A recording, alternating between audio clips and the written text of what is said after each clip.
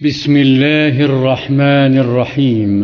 الباب الأول باب الإخلاص وإحضار النية في جميع الأعمال والأقوال والأحوال البارزة والخفية.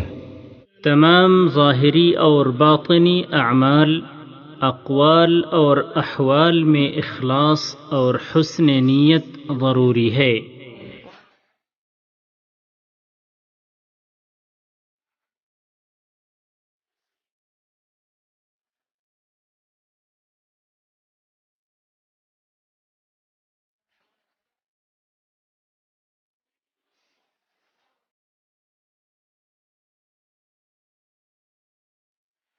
اللہ تعالی نے فرمایا ان کو یہی حکم دیا گیا تھا کہ وہ اخلاص کے ساتھ اللہ کی عبادت کریں، ایک سو ہو کر، اور نماز پڑھیں، زکوٰۃ دیں، اور یہی سچا دین ہے۔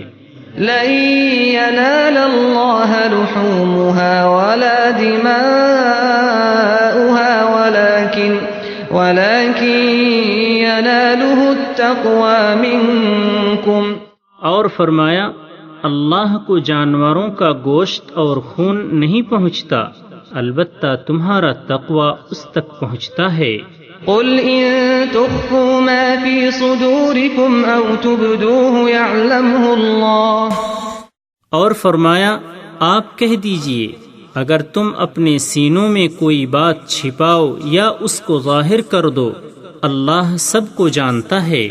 وعن أمير المؤمنين أبي حفص عمر بن الخطاب بن نفيل بن عبد العزى بن رياح بن عبد الله بن قرط ابن رزاح بن عدي بن كعب بن لؤي بن غالب القرشي العدوي رضي الله عنه قال: سمعت رسول الله صلى الله عليه وسلم يقول: إنما الأعمال بالنيات وإنما لكل امرئ ما نوى، فمن كانت هجرته إلى الله ورسوله فهجرته إلى الله ورسوله، ومن كانت هجرته لدنيا يصيبها أو امرأة ينكحها فهجرته إلى ما هاجر إليه، متفق على صحته، رواه إمام المحدثين أبو عبد الله محمد بن إسماعيل بن إبراهيم بن المغيرة بن بردزبة الجعفي البخاري، وأبو الحسين مسلم بن الحجاج بن مسلم القشيري النيسابوري رضي الله عنهما في صحيحيهما اللذين هما أصح الكتب المصنفة۔ امیر المؤمنین حضرت ابو حفص عمر بن خطاب رضی اللہ تعالی عنہ سے روایت ہے، وہ کہتے ہیں میں نے رسول اللہ صلی اللہ علیہ وسلم کو فرماتے ہوئے سنا کہ عملوں کا دار و مدار نیتوں پر ہے، ہر شخص کو اس کی اچھی یا بری نیت کے مطابق اچھا یا برا بدلہ ملے گا، پس جس کی ہجرت اللہ اور اس کے رسول کے لیے ہوگی اس کی ہجرت انہی کی طرف سمجھی جائے گی، اور جس نے دنیا حاصل کرنے کے لیے یا کسی عورت سے نکاح کی غرض سے ہجرت کی تو اس کی ہجرت انہی مقاصد کے لیے ہوگی۔ متفق علیہ، یعنی اس حدیث کو امام بخاری اور امام مسلم نے روایت کیا ہے۔ وعن ام المؤمنين ام عبد الله عائشة رضي الله عنها قالت: قال رسول الله صلى الله عليه وسلم: يغزو جيش الكعبة فإذا كانوا ببيداء من الأرض يخسف بأولهم وآخرهم. قالت: قلت يا رسول الله كيف يخسف بأولهم وآخرهم وفيهم أسواقهم ومن ليس منهم؟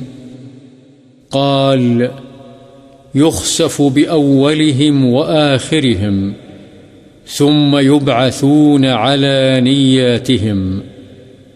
متفق عليه. هذا لفظ البخاري.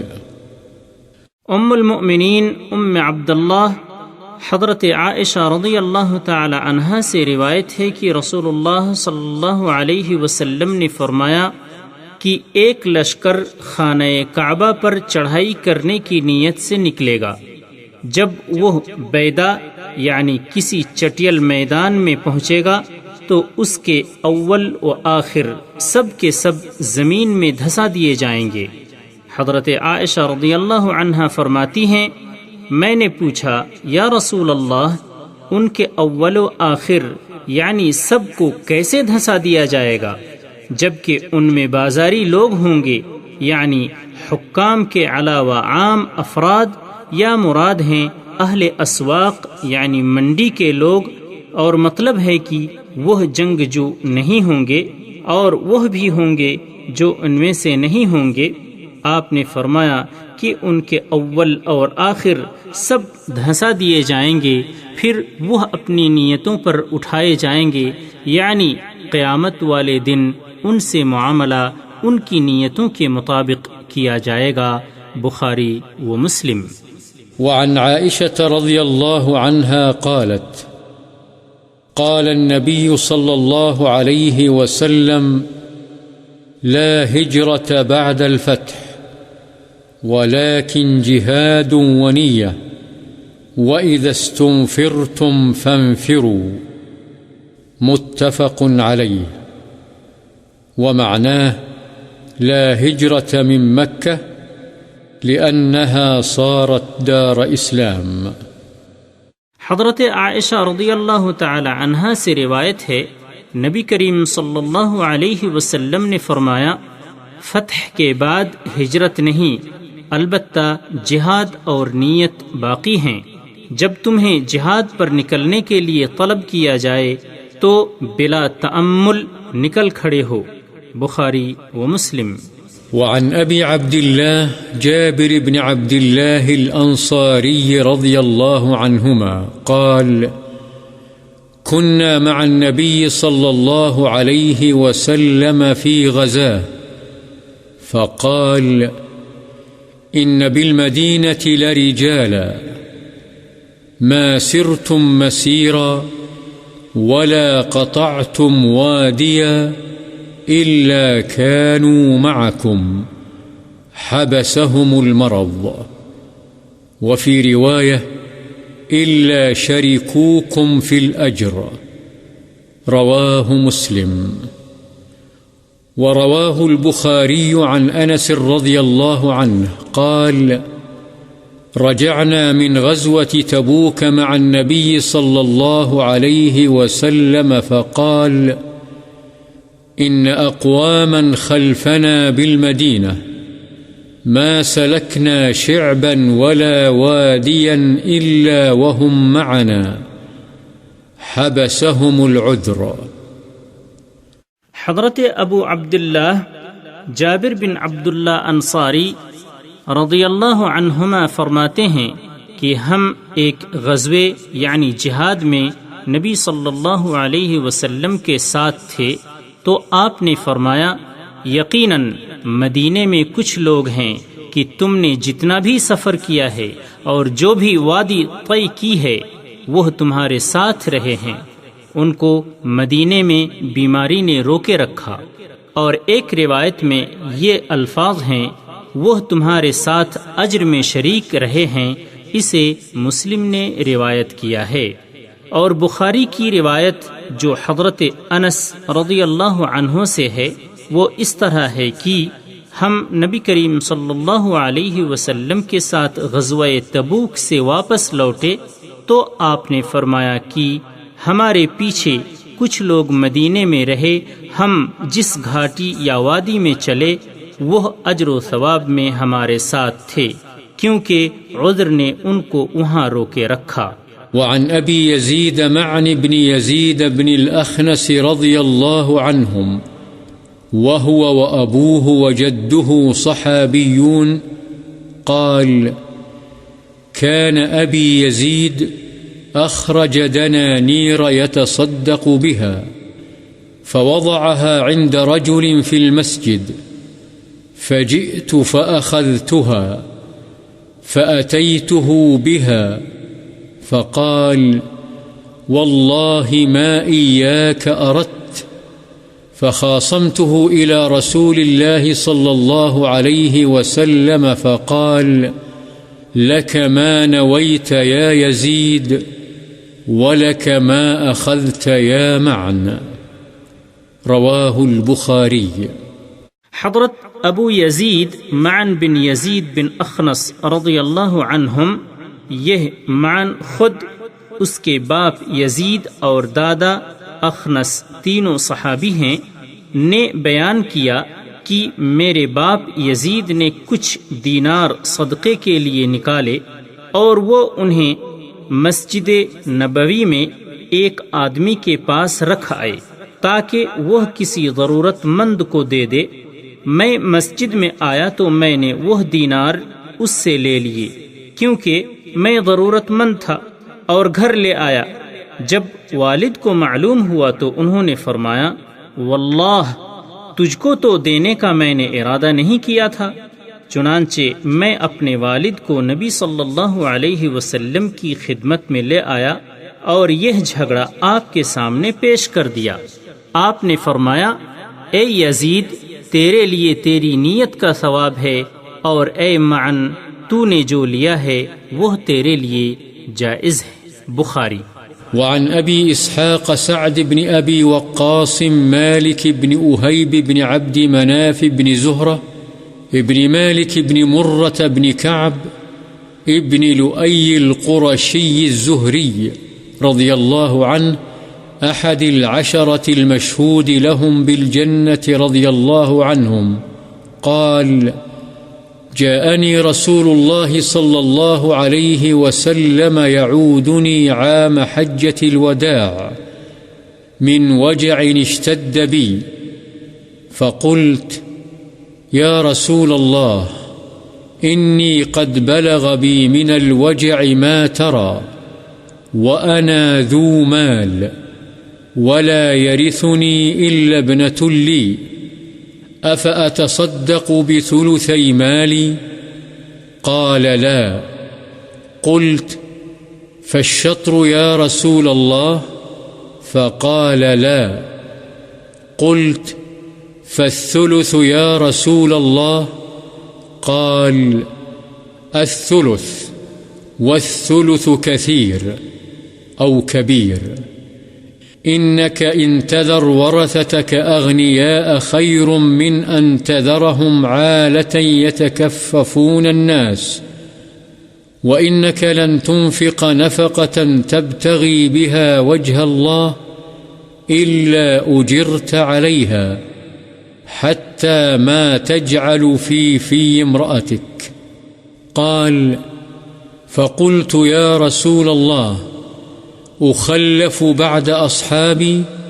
قال: إنك لن تخلف فتعمل عملا تبتغي به وجه الله إلا ازددت به درجة ورفعة، ولعلك أن تخلف حتى ينتفع بك أقوام ويضر بك آخرون.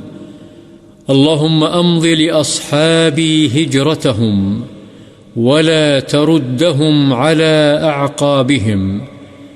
لكن البائس سعد بن خولة يرثي له رسول الله صلى الله عليه وسلم أم مات بمكة. متفق عليه.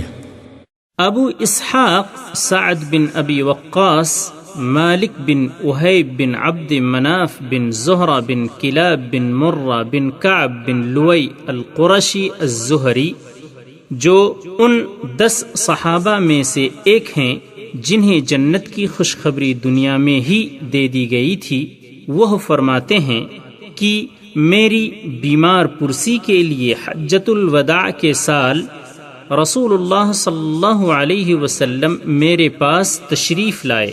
مجھے اس وقت شدید درد تھا۔ آپ دیکھ رہے ہیں کہ میرا درد کیسی شدت اختیار کر گیا ہے۔ میں صاحب مال ہوں، لیکن میری وارث صرف میری ایک ہی بیٹی ہے۔ کیا میں اپنے مال کا 2/3 حصہ خیرات کر دوں؟ آپ نے فرمایا نہیں۔ میں نے کہا آدھا مال؟ آپ نے فرمایا نہیں۔ میں نے کہا پھر یا رسول اللہ 1/3 مال صدقہ کر دوں؟ آپ نے فرمایا 1/3 حصہ تم خیرات کر سکتے ہو، اور یہ 1/3 حصہ بھی زیادہ یا بڑا ہے، اس لیے کہ تم اپنے وارثوں کو صاحب حیثیت چھوڑ کر جاؤ، یہ اس سے بہتر ہے کہ تم انہیں کنگال کر کے جاؤ اور وہ لوگوں کے سامنے ہاتھ پھیلاتے پھریں۔ یاد رکھو، تم جو بھی اللہ کی رضا کے لیے خرچ کرو گے تو اس پر تمہیں اجر ملے گا، حتیٰ کہ جو لقمہ تم اپنی بیوی کے منہ میں ڈالو گے اس پر بھی ثواب ہوگا۔ میں نے کہا یا رسول اللہ، کیا میں اپنے ساتھیوں کے بعد پیچھے چھوڑ دیا جاؤں گا؟ یعنی میرے ساتھی مجھ سے پہلے فوت ہو جائیں گے اور میں دنیا میں اکیلا رہ جاؤں گا؟ آپ نے فرمایا کہ اگر ایسا ہوا بھی تو کیا، یہ تمہارے حق میں اچھا ہی ہے، اس لیے کہ ساتھیوں کی وفات کے بعد جب تم ان کے پیچھے رہ جاؤ گے تو جو بھی عمل اللہ کی رضا کے لیے کرو گے اس سے تمہارے درجے میں زیادتی اور بلندی ہی ہوگی، نیز شاید تمہیں مزید زندگی گزارنے کا موقع دیا جائے، حتیٰ کہ کچھ لوگ یعنی اہل ایمان تم سے فائدہ اٹھائیں گے اور کچھ دوسرے لوگوں یعنی کافروں کو تم سے نقصان پہنچے۔ پھر آپ نے دعا فرمائی، اے اللہ میرے صحابہ کی ہجرت کو جاری یعنی پورا فرما دے اور ان کو ان کی ایڑیوں پر نہ لوٹا، لیکن قابل رحم سعد بن خولہ ہیں، ان کے لیے رسول اللہ صلی اللہ علیہ وسلم رحمت کی دعا فرماتے تھے، اس لیے کہ وہ مکے میں فوت ہوئے تھے۔ بخاری و مسلم۔ وعن أبي هريرة عبد الرحمن بن صخر رضي الله عنه قال قال رسول الله صلى الله عليه وسلم إن الله لا ينظر إلى أجسامكم ولا إلى صوركم ولكن ينظر إلى قلوبكم وأعمالكم رواه مسلم۔ حضرت ابو ہریرہ عبد الرحمن بن صخر رضی اللہ عنہ سے روایت ہے کہ رسول اللہ صلی اللہ علیہ وسلم نے فرمایا، اللہ تعالی تمہارے جسموں اور تمہاری صورتوں کو نہیں دیکھتا بلکہ وہ تمہارے دلوں اور عملوں کو دیکھتا ہے۔ مسلم۔ وعن أبي موسى عبد الله بن قيس الأشعري رضي الله عنه قال سئل رسول الله صلى الله عليه وسلم عن الرجل يقاتل شجاعة ويقاتل حمية ويقاتل رياء أي ذلك في سبيل الله؟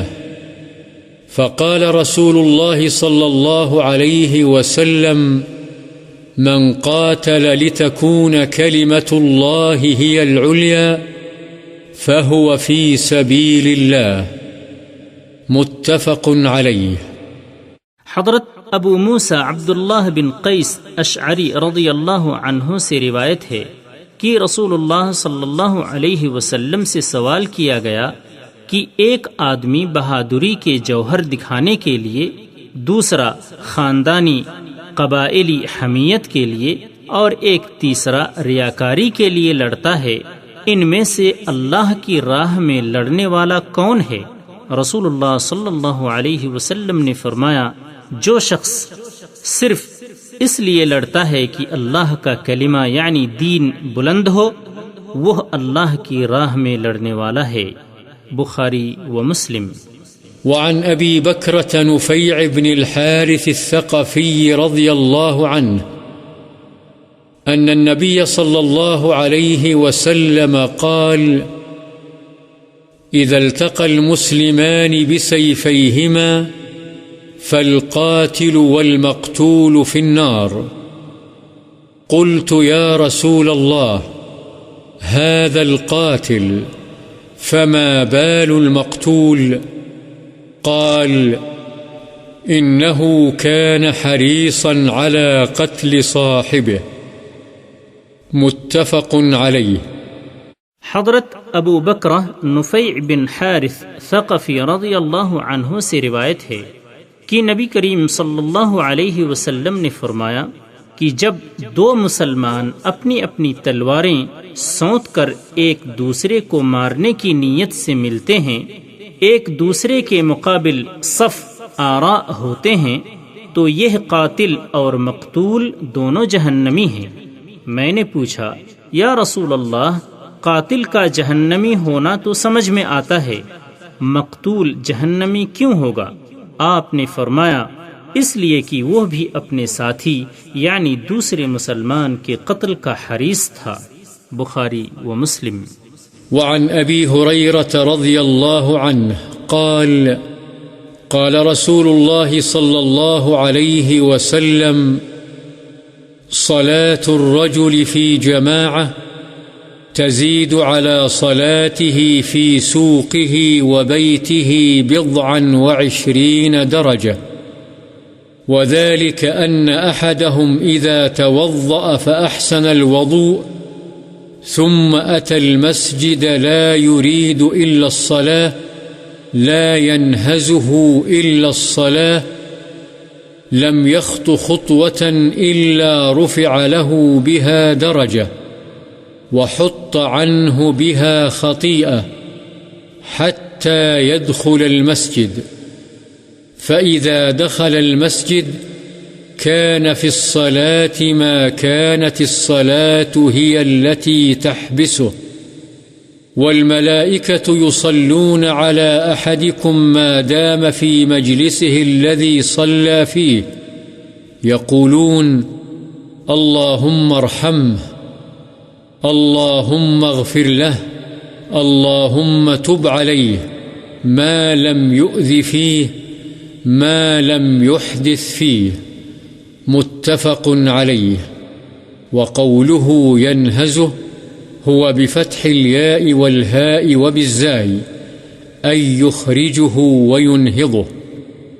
حضرت ابو ہریرہ رضی اللہ عنہ سے روایت ہے کہ رسول اللہ صلی اللہ علیہ وسلم نے فرمایا، آدمی کی جماعت کے ساتھ پڑھی ہوئی نماز اس نماز سے کچھ اوپر 20 درجے زیادہ فضیلت رکھتی ہے جو وہ اپنے بازار یا گھر میں پڑھتا ہے، اس لیے کہ جب کوئی شخص اچھے طریقے سے وضو کرتا پھر نماز کے ارادے سے مسجد میں آتا ہے، اسے نماز ہی مسجد کی طرف لے جاتی ہے، تو ایسے شخص کے ہر قدم کے بدلے 1 درجہ بلند اور 1 گناہ معاف ہوتا ہے، تاکہ وہ مسجد میں داخل ہو جاتا ہے۔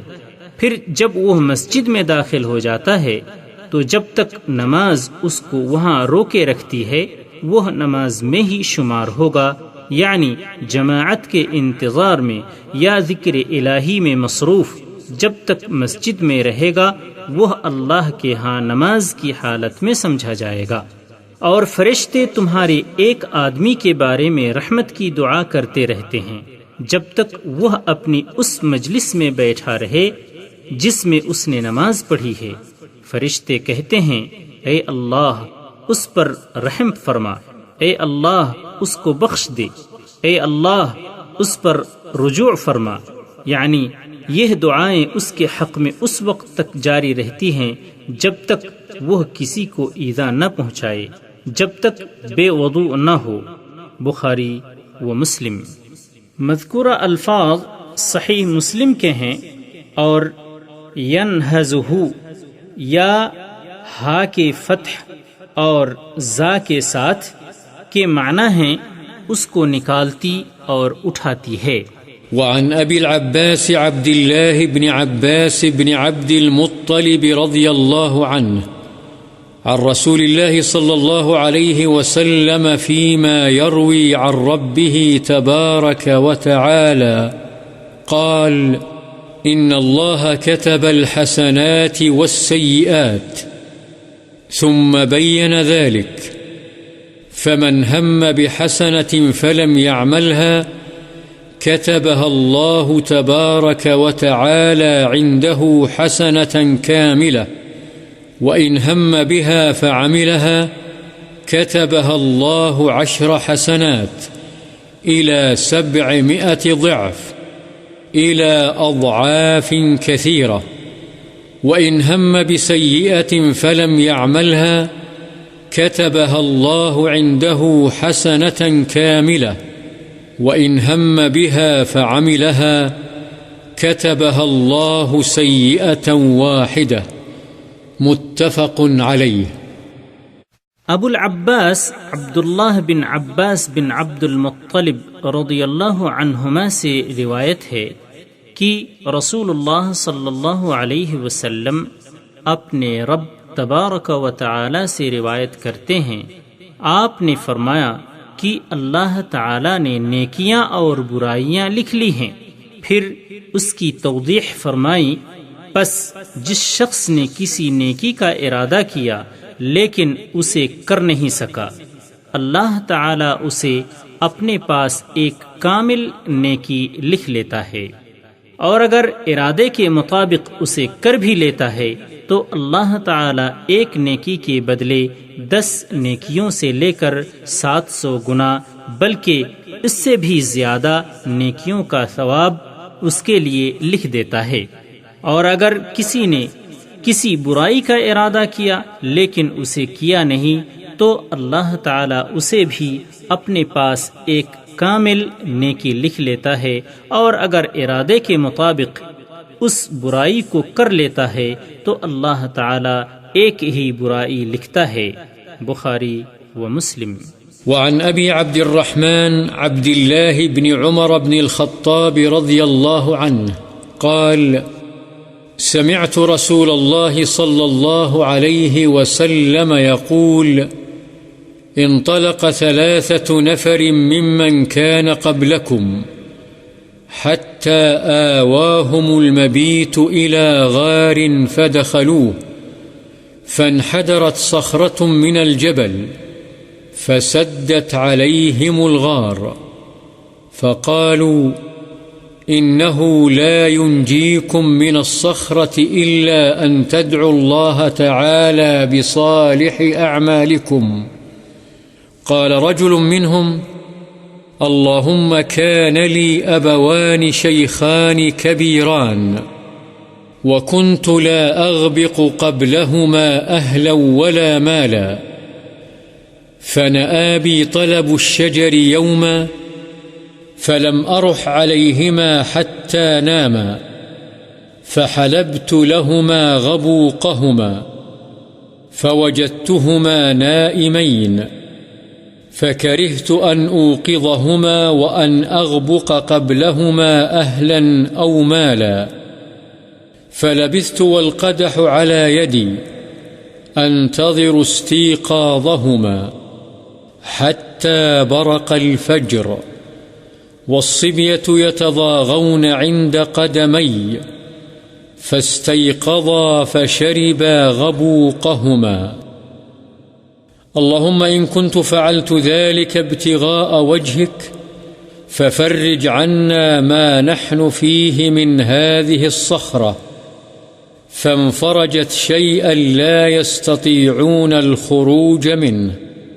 قال الآخر: اللهم إنه كانت لي ابنة عم كانت أحب الناس إلي، وفي رواية: كنت أحبها كأشد ما يحب الرجال النساء، فأردتها على نفسها فامتنعت مني حتى ألمت بها 1 من السنين، فجاءتني فأعطيتها 20 و100 دينار على أن تخلي بيني وبين نفسها، ففعلت حتى إذا قدرت عليها.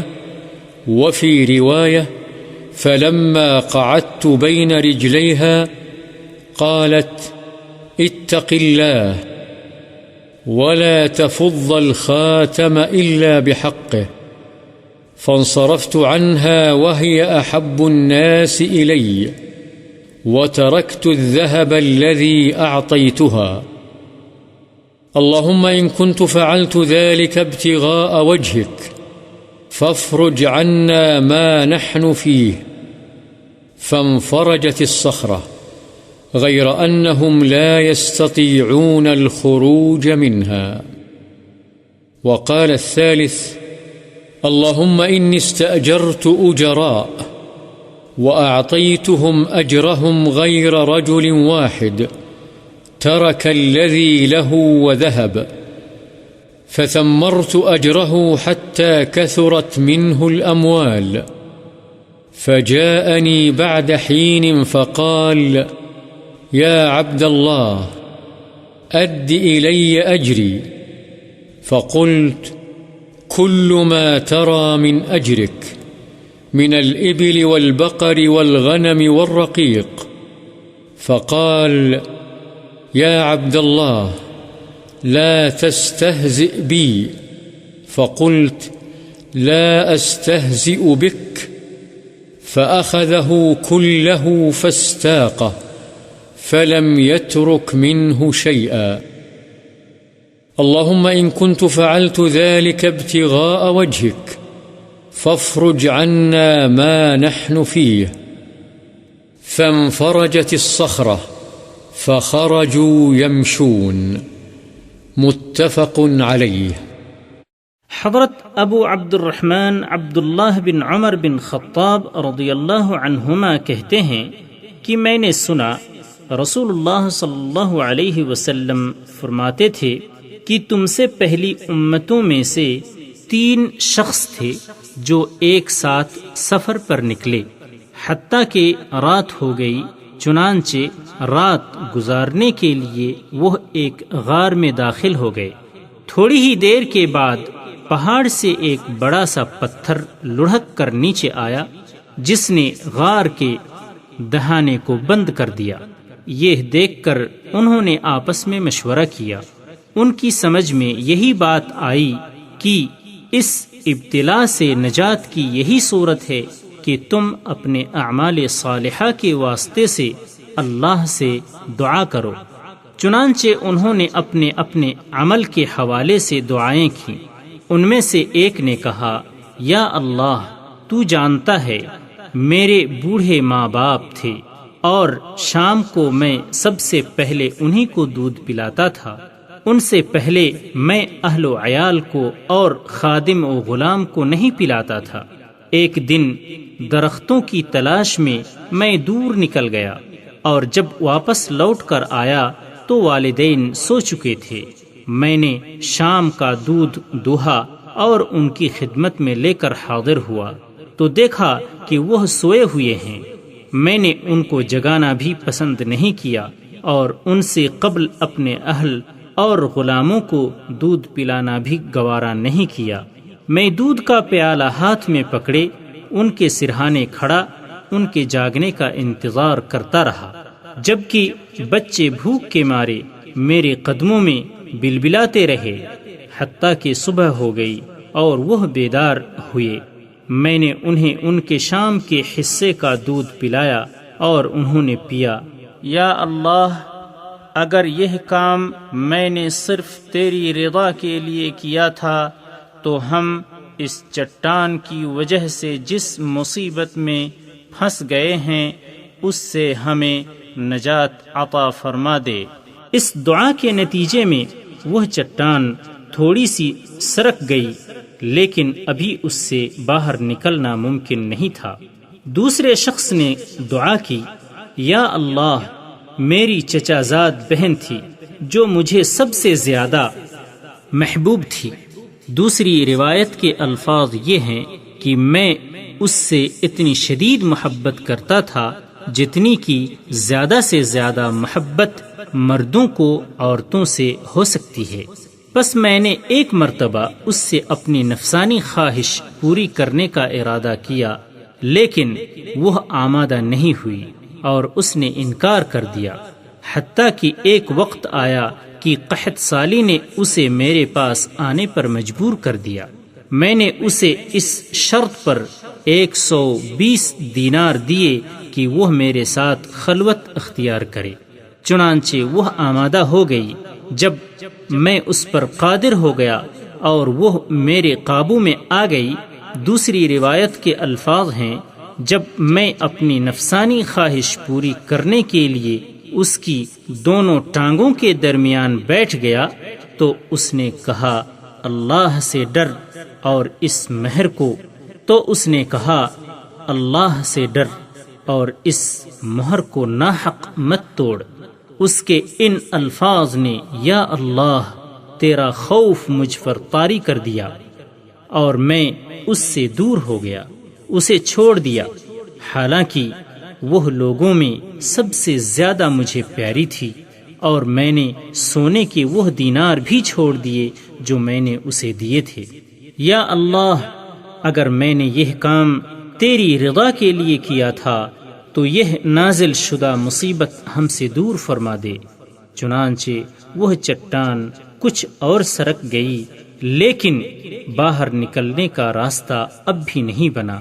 تیسرے نے دعا کی، یا اللہ میں نے کچھ مزدوروں کو اجرت پر رکھا تھا، سب کو میں نے ان کی اجرت عطا کر دی، صرف ایک مزدور اپنی مزدوری لیے بغیر چلا گیا تھا، میں نے اس کی مزدوری کی رقم کو کاروبار میں لگا دیا، حتیٰ کہ اس سے بہت سا مال بن گیا۔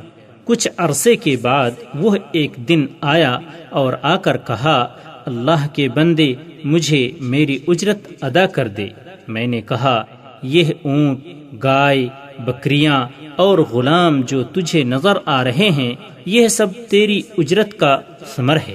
اس نے کہا اللہ کے بندے مجھ سے مذاق نہ کر۔ میں نے کہا چنانچہ میں تجھ سے مذاق نہیں کر رہا، حقیقت بیان کر رہا ہوں۔ چنانچہ میری وضاحت پر وہ سارا مال لے گیا، اس میں سے اس نے کچھ نہ چھوڑا۔ یا اللہ اگر میں نے یہ کام صرف تیری رضا کی خاطر کیا ہے تو یہ مصیبت جس میں ہم پھنسے ہوئے ہیں دور کر دے۔ پس وہ چٹان بالکل سرک گئی اور غار کا منہ کھل گیا اور سب باہر نکل آئے۔ بخاری و مسلم۔